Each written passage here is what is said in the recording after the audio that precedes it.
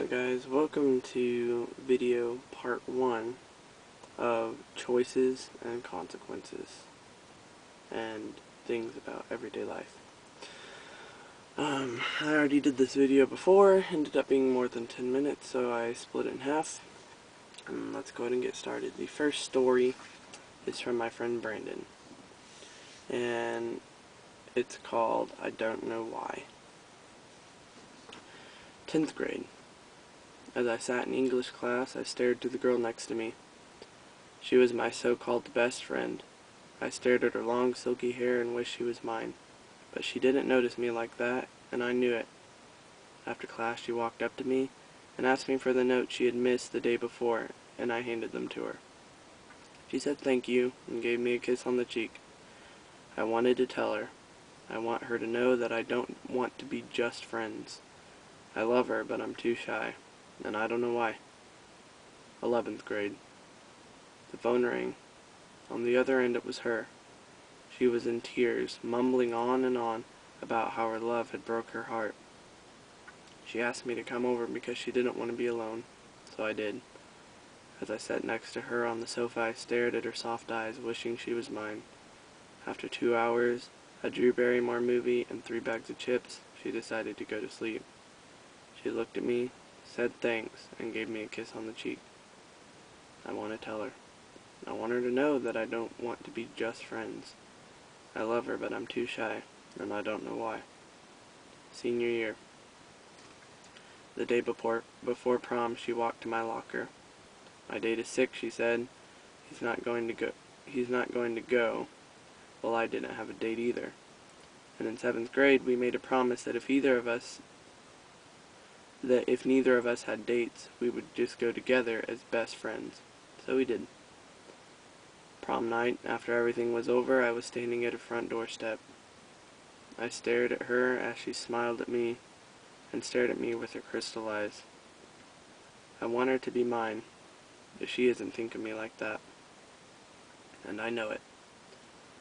Then she said I had the best time, thank you, and gave me a kiss on the cheek. I want to tell her. I want her to know that I don't want to be just friends. I love her, but I'm too shy, and I don't know why. Graduation day. A day passed, then a week, then a month. Before I could blink, it was graduation day. I watched as her perfect body floated like an angel up on stage to get her diploma. I wanted her to be mine, but she didn't notice me like that, and I knew it. Before everyone went home, she came to me in her smock and hat and cried as I hugged her. Then she lifted her head from my shoulder and said, "You're my best friend, thank you," and gave me a kiss on the cheek. I want to tell her. I want her to know that I don't want to be just friends. I love her, but I'm just too shy, and I don't know why. A few years later.